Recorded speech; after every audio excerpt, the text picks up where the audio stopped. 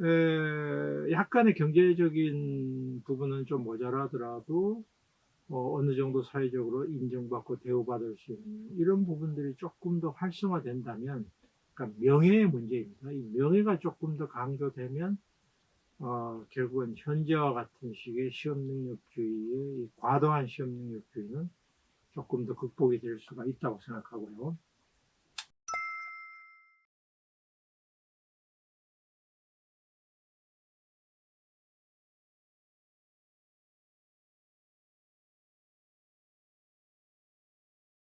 오늘은 이 시험 능력주의를 우리가 어떻게 벗어날 것인가, 어떻게 극복할 것인가, 이런 문제에 대해서 대안을 제가 조금 이야기를 해볼까 합니다.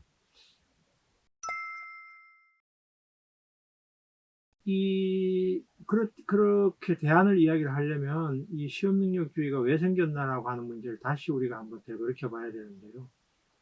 이 시험 능력주의는 우리 학교 제도에서 생긴 것이 아니라 우리 사회에서 좋은 지위, 그러니까 어떤 전문직의 지위, 혹은 권력과 부, 혹은 계층 상승을 이루기 위한 통로의 문제하고 연결이 되어 있다고 생각합니다. 통로라고 하는 것은 결국은 병목인데요. 누구나 이제 그 자기 학생들도 그렇지만 부모들도 가능하면은 좋은 직장, 좋은 지위, 전문직 혹은 안정된 이런 보수 뭐 이런 걸 얻기를 원하고, 그걸 얻는 과정 속에서 이 대학이 결정적인 혹은 유일한 병목으로 작용하기 있기 때문인데요.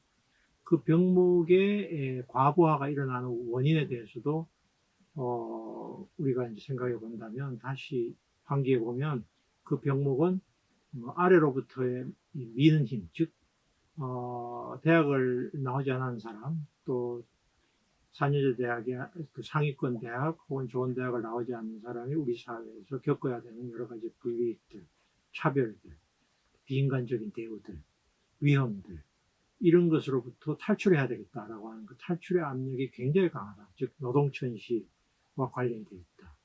그 다음에 위에서 당기는 힘이 굉장히 강하다. 당긴다는 말은 우리 사회에서 권력과 부를 가진 사람들이 특권이 너무 크다. 경제적으로도 물론 보상도 있지만 그거보다도 이 권력, 이 사람들이 가지고 있는 권한, 권력이 너무 크기 때문에, 특권화되어 있기 때문에 이 누구나 그거를 선망을 하게 됩니다. 즉 이런 병목을 통과하지 않고도, 즉 대학이라고 하는 혹은 4년제 대학 혹은 좋은 대학 혹은 상위권 대학, 서울대학을 나오지 않더라도 그냥 살아가는데 별 지장이 없거나 인간적으로 별로 모멸감을 느끼지 않고 살 수 있다면 구태여 이 병목을 통과할 필요가 없겠죠. 근데 이 병목을 통과하지 않고서는, 특히 뭐 많은 부를 물려받은 이런 재벌가나 이런 사람들, 금수저를 제외한다면 대부분의 사람들은 이 병목이 유일한 어쨌든 자신의 안정된 삶을 위한 그 통과해야 될, 반드시 통과해야 될 과정이죠. 그래서 이제 이 병목에 부과되는 이 하중을 줄이는 것, 하중을 줄이는 것이 결국은 이 시험 능력주의를 해결할 수 있는 방법이에요. 물론 여기서 더 근본적인 질문이 있을 수 있죠. 예를 들면 능력주의라고 하는, 시험 능력주의도 일종의 능력주의이기 때문에 능력에 따른 평가가 자체가 틀린 건 아니지 않느냐라고 하는 반론이 있습니다. 뭐 저도 동의합니다.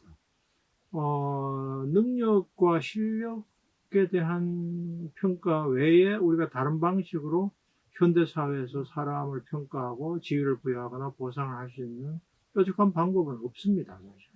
맞는데, 그러나 이제 이 능력주의가 한국 경우에는 시험 능력주의 방식으로 한 번의 시험이 일생의 운명을 거의 좌우할 정도로 되는 것을 심각한 문제가 있다고 제가 말씀을 드렸고, 그래서 가능하면 시험 능력주의를 우선은 실력주의 혹은 업적주의로 변화시키는 게 필요하다.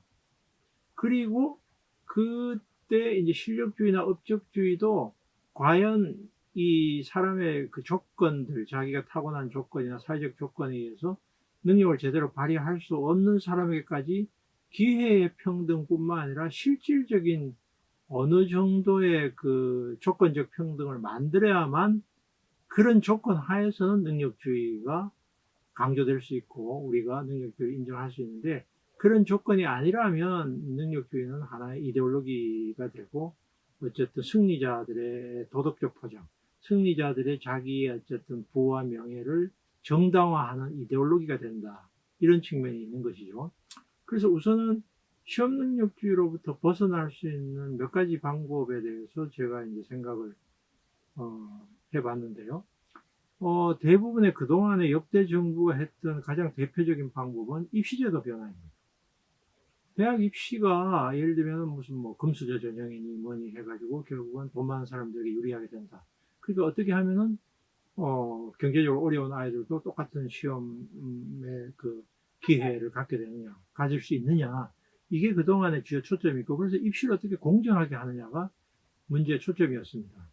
입시의 공정성이라고 하는 것이 뭐 중요하죠. 예를 들면 뭐 지금 문재인 정부에서도 수시보다는 수능을 좀 더 강조했던 것도 일종의 공정성을 강화하자는 것입니다. 수시로 하니까 각종 뭐 스펙이라든지 뭐 부모 아빠 찬스 문제라든지 이런 걸 한 데서 이제 부자들이 유리하더라. 그러니까 결국은 수능 한 번으로 시험 보는 게 더 유리하지, 더 기회 균등이나 혹은 공정한 거 아니냐라고 하는 담론이 있었습니다.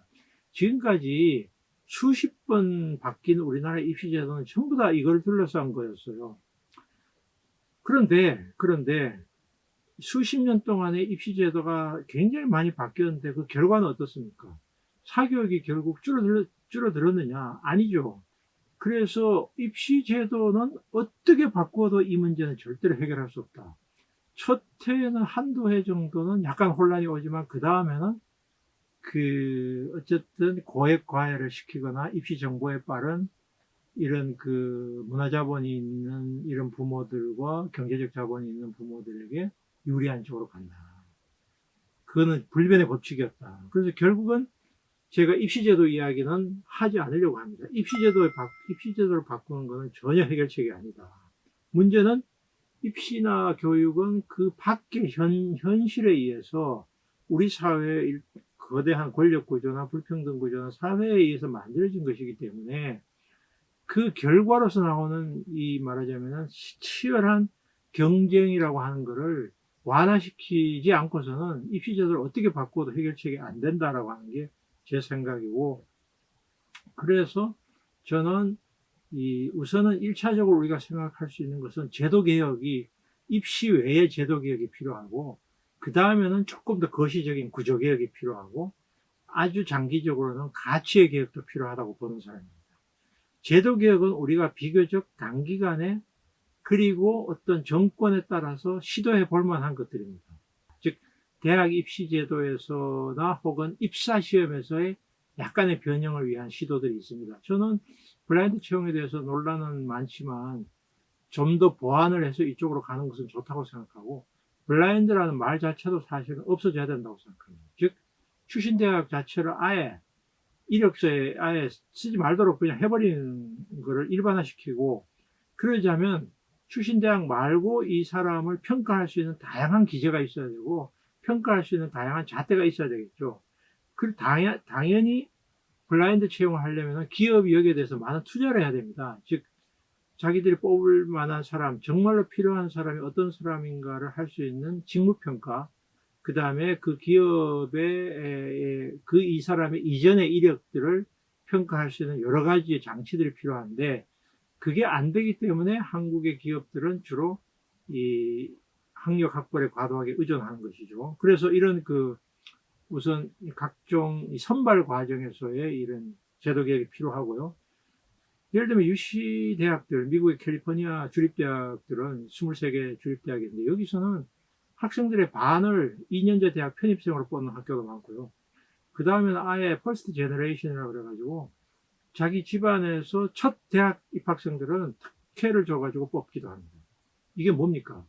성적대로 뽑는 게 대학의 능사가 아닌 겁니다. 즉 특히 주립대학, 공립대학은 사회적인 형평성을 고려해야 되고 잠재력을 봐야 되는데 순서대로 1등부터 5등까지 뽑고 6등부터 떨어뜨린다는 것 자체, 발상 자체가 우리나라 대학들의 문제가 있는 것입니다. 즉 특히 공립대학 같은 경우는 다양한 배경의 다양한 경력과 다양한 계층의 학생들을 뽑은 다음에 그 사람들이 나중에 수학 능력이 없을 때는 탈락시키는 과정으로 가는 것이 맞다.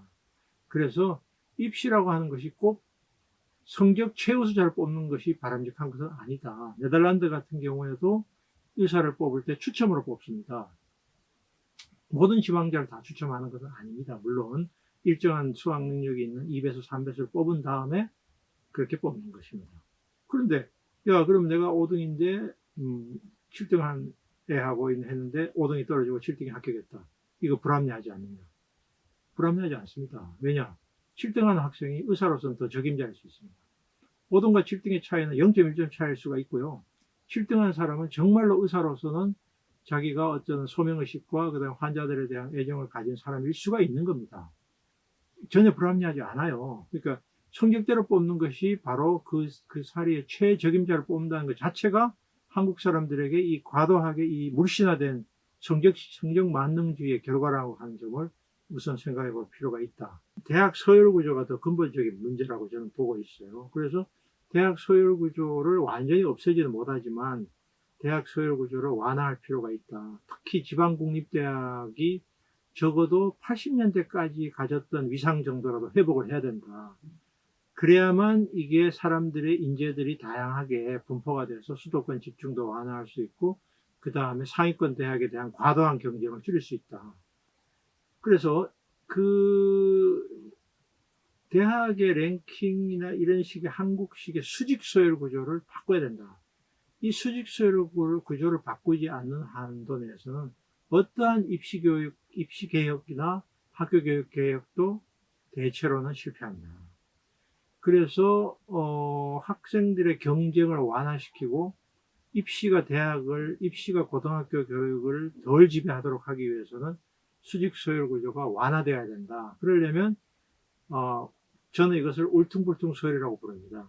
좋은 대학과 나쁜 대학은 있을 수 있습니다. 좋은 학과와 좀 안 좋은 학과도 있을 수 있습니다. 이것이 이렇게 다양하게 울퉁불퉁하게 분포가 되는 것이 좋지. 쫙 줄 세우기 해서는 곤란하다. 그렇게 되면은 결국은 이 과도한 경쟁, 입시에 대한 과도한 경쟁이 완화될 수 있다라고 보고 자기의 취향, 적성, 전공에 대한 적응, 그걸 모든 걸 고려해서 이 대학을 진학할 수 있는데 대학 서열 완화라고 하는 것이 쉽지 않습니다. 이건 물론 지방대학, 특히 지방국립대학에 상당한 자원이 투자돼야 되고 특히 지방의 인재를 구하지 못하는 기업들로 하여금 지방에 있는 인재를 뽑게 하기 위해서는 억지로 할당제 같은 걸로 한계가 있습니다. 혹은 가산점도 한계가 있습니다. 그러려면 우수한 인재들이 가야 되는데 그러기 위해서는 학부가 아니라 대학원에 특히 이공계 같은 경우에 대학원의 우수한 인재들이 지역사회에서 많이 포진될 수 있도록 지역대학에 특히 지역사회에 대학원의 과감한 투자와 국립대학 같은 경우는 등록금 면제, 장학금 부여, 우수 교원 유치 뭐 이런 방식으로 해가지고 어쨌든 지방을 살리는 것이 우선 가장 중요하다고 저는 생각하고 그리고 이 대학의 공공성, 특히 국립대학은 이것은 그 우수한 학생을 싹쓸이하는 게 능사가 아니기 때문에 사회 미래를 위해서 고민할 수 있는 젊은이들 그런 학문을 키울 수 있는 방식으로 대학 개혁이 이루어져야 시험 능력주의가 완화될 수 있다 그렇게 봅니다. 그래서 대학 서열 구조 완화는 굉장히 중요하고 사실은 처음과 끝이라고 해도 과언이 아닌데 그런데 사실은 대학 서열 구조의 문제는 대학의 잘못이 있는 것은 아닙니다. 우리 사회 수도권 집중 문제하고 직결되어 있습니다. 수도권 집중의 문제는 결국은 우리 사회에서 권력과 자원을 어떻게 배분할 것인가의 문제하고 연결되어 있는 문제입니다. 권력과 자원을 어떻게 배분해서 지역사회도 살만한 곳으로 만들 수 있는가의 문제가 연결되어 있기 때문에 지역의 청년들이 서울로 몰려드는 것을 막을 수가 있고 지역에 있는 대학 혹은 2년제 대학을 나와서도 4년제 대학에 좋은 대학에 편입할 수 있고 또 입학을 조금 더 넓게 해서 졸업할 때 졸업을 엄격하게 해서 그 졸업을 입학으로 사람의 그 실력을 보증하는 것이 아니라 졸업으로 보증할 수 있는 이런 식의 시스템의 변화는 결국은 수도권 집중 완화와 대학 서열 완화가 연결되어 있다는 것이죠. 그래서 시험 능력주의 완화 문제는 우리 사회에서의 교육개혁에서 끝나는 것이 아니라 사회개혁 문제하고 연결되어 있다고 생각합니다. 제도개혁 차원에서 또 하나 생각해 볼 수 있는 것은 아까 제가 이야기했던 고시제도 문제입니다. 즉, 고시는 물론 이제 수많은 사람들이 몰려서 좋은 자리에 치열한 경쟁이 일어날 때, 이 탈락자들을 변별해내기 위한 과정은 어느 정도 불가피한 측면이 있다고 저는 생각합니다. 그래서 바로 그런 점 때문에 사실은 로스쿨 제도가 고시 제도를 대신해서 만들어진 거가 아니겠습니까? 결국은 뭐 실패한 이유는 여러 가지가 있지만 결국은 또 다른 시험, 딱 변호사 시험을 치게 만들었고, 그래서 실패했는데, 그래서 이제 로스쿨을 없애고 다시 고시로 가자라고 하는 목소리도 나오고 있고, 차라리 고시가 더 공정하지 않느냐라고 하는 그런 주장도 있습니다. 그러나 저는 이 제도 자체는 나쁘지 않고 바람직했다. 단지 이 시행 과정 속에서 의사 집단들이나 혹은 법조인 집단들의 강력한 이 자기들의 지위를 지키기 위한 이런 식의 반발이 이 과정을 뒤틀리게 했다. 교사들 같은 경우도 교사 임용고시가 된 이후의 교사들의 모습과 임용고시 이전의 교사들이 상당히 다릅니다. 임용고시를 친 이후의 교사들은 굉장히 경쟁적 시험에 통과했기 때문에 자기의 어쨌든 프라이드는 강하지만 자신의 지위에 대한 이런 말하자면 특권의식이 굉장히 강하고 학생들과의 공감 능력이 그전에 비해서는 오히려 떨어졌다라고 하는 보고서도 많습니다. 그래서 고시 제도로 다시 돌아가자는 것은 전혀 해결책이 아니고 오히려 다양한 방식으로 인재를 선발하는 제도는 더 확대돼야 된다. 단 그 과정에서의 공정성을 어떻게 유지할 것인가라고 하는 문제는 물론 남겠죠. 어쨌든 그래서 저는 이제 그런 이제 고시나 이런 거 외에 공무원 같은 경우는 다양한 개방직들을 더 확대해서 다양한 직군에서 공무원으로 들어가서 봉사를 할 수 있고, 또 하다가는 또 바깥에 나와서 사기업으로 갈 수도 있고, 이런 과정이 더 확대돼야 된다고 저는 생각합니다. 그 다음에 이제 구조적인 개혁의 문제인데요. 구조적인 개혁은 결국은 이 위로부터 이 지위 상승을 하려고 하는 압력이 굉장히 강하기 때문에 이거를 줄여야 된다. 즉 학부모들의 이 자녀들에 대한 과도한 집착을 약간 쿨다운 해야 된다. 쿨다운 하려면 무조건 자녀들의 어쨌든 과도한 사교육 투자를 중지하세요라고 아무리 말해도 되지 않습니다. 결국은 다른 삶, 즉 그 대학을 진학하지 않는 삶, 혹은 대학을 진학하더라도 꼭 인류대학을 가지 않더라도 사회적으로 살아가는데 큰 문제가 없도록 하는 것이 중요한데, 거기에서 가장 중요한 것은 노동 문제입니다. 즉 임금 불평등입니다. 비정규직이 정규직화되는 비율이 10%밖에 안 된 나라에서, 비정규직이 대부분 산재 피해를 당한 나라에서 비정규직이 되지 않기 위한 발버둥을 치는 게 모든 사람들의, 젊은이들의 당연한 행동인데, 노동차별을 없애지 않고서 어떻게 이런 식의 시험능력주의를 완화할 수 있습니까? 당연히 노동차별이나 노동에 대한 억압을 완화하고 노동자들에 대한 인간적인 대우, 일하는 사람들에 대한 높은 보상, 숙련이 있는 사람들에 대한 프라이드, 기술교육을 받은 사람들에 대한 사회적인 존중감이 높아져야 됩니다. 즉 노동의 인간화, 임금 불평등 극복, 이것이 사실은 시험능력주의를 극복하기 위한 매우 중요한, 어쩌면 가장 중요한 하나의 구조개혁 과제다. 두 번째 과제는 위로부터 땡기는 힘인데요. 결국은 특권을 줄여야 된다. 전문직들이나 혹은 정치가들이 과도한 특권을 가지고 있다. 이 특권을 줄이는 것이 곧 민주주의입니다. 국회의원이 자전거 타고 갈 수 있는 나라, 국회의원 보좌관이 한두 명으로 그냥 어쨌든 사회봉사적인 역할을 하는 나라, 판사나 검사도 잘못하면 감옥 갈 수 있는 나라, 판사 검사가 퇴직하고 나서 변호사가 돼가지고 정관 예우에 엄청 특혜를 받는 것을 줄일 수 있는 나라, 관료들이 퇴직하고 나서 산하기관에 가서 무슨 사장하면서 또다시 그 관료 경력을 활용해서 돈을 벌 수 있는 나라, 이런 나라에서는 시험능력주의 극복되기 어려워요. 결국은 이거는 민주주의 문제입니다. 전문직의 특권 축소와 관련돼서 이런 방향으로 계속 가야만 사실은 시험능력주의에 대한 이 열망, 자녀 교육에 대한 과도한 거의 미친 듯한 투자를 줄여나갈 수 있다. 쿨다운 할 수 있다. 이게 두 가지가 동시에 진행돼야 됩니다. 밑에서부터 위로 올라가려는 압력을 줄이고 위에서부터 당기는 이 힘을 줄이면 당연히 이 병목으로 몰려드는 힘도 줄어들게 됩니다. 그래서 이 하루아침에 될 건 아닙니다. 그래서 제가 이걸 구조개혁이라고 이야기합니다. 구조개혁은 시간이 걸립니다. 어쩌면 한 세대 혹은 그 이상 걸릴지도 모릅니다. 그러나 지금 시작하지 않으면 더 많은 시간이 걸리고 더 많은 청년들과 학생들이 고통을 겪게 될 것입니다. 다양한 방식으로 지금 시작을 해야만 된다 이렇게 생각하고요. 또 이 세 번째의 과제는 결국은 가치개혁인데요. 이 가치개혁은 물론 사실 더 어려운 거죠.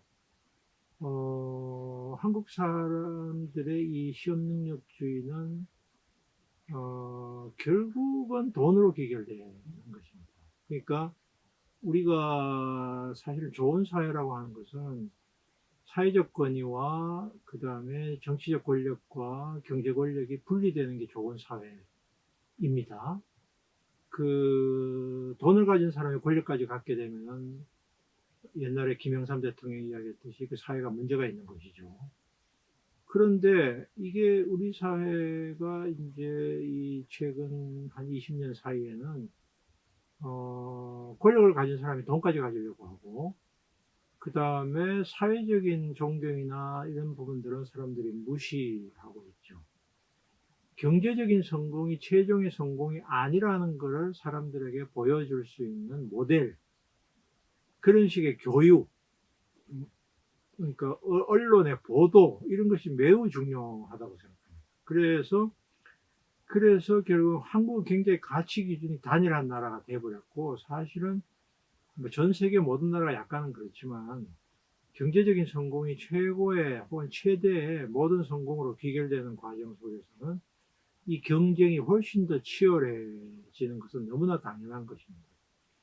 사회적인 지위나 이런 걸 위해서 사람들이 경쟁하지는 않아요. 약간의 경제적인 부분은 좀 모자라더라도 어느 정도 사회적으로 인정받고 대우받을 수 있는 이런 부분들이 조금 더 활성화된다면, 그러니까 명예의 문제입니다. 이 명예가 조금 더 강조되면 결국은 현재와 같은 식의 시험능력주의의 과도한 시험능력주의는 조금 더 극복이 될 수가 있다고 생각하고요. 그래서 시험능력주의를 극복하기 위한 이런 그 여러 차원의 노력들이 굉장히 어렵지만 지금 당장 시작을 하지 않으면 더 많은 고통과 희생이 따른다. 그걸 제가 말하고 싶고, 이 승리자들의 자만심과 패배자들의 열등감이 우리 사회를 지배하게 되면 더 많은 문제를 안게 된다. 이렇게 말하고 싶고, 그래서 시험 능력주의를 가능하면 실적 능력주의 혹은 업적주의, 실력주의로 조금 더 이동을 하고, 그 다음에는 실력이라고 하는 것이, 능력이라고 하는 것이 만능이라는 것도 조금 더 사회적으로 논의를 해서 도대체 이 능력이라는 게 무엇이냐, 능력이 없는 사람은 그럼 사회적으로 생존할 수 없느냐, 능력이라는 게 어떻게 획득되느냐, 사람이 능력을 갖도록 하기 위해서는 어떤 장치가 필요한가, 이런 부분들에 대한 논의를 좀 더 심화시켜서 다양한 형태의 사회개혁이 진행되도록 해서 사회적인 연대나 공동체적인 가치, 이런 부분들이 좀 더 강화되는 쪽으로 가야만 시험능력주의의 어쨌든 여러 가지 문제점들이 극복될 수 있는 가능성이 있고 우리 사회가 좀 더 살기 좋은 사회가 될 것이다. 저는 그렇게 생각을 합니다. 일단 그 시험능력주의 대안에 대해서 저는 이제 이 정도로 이 말씀을 드리고 싶습니다.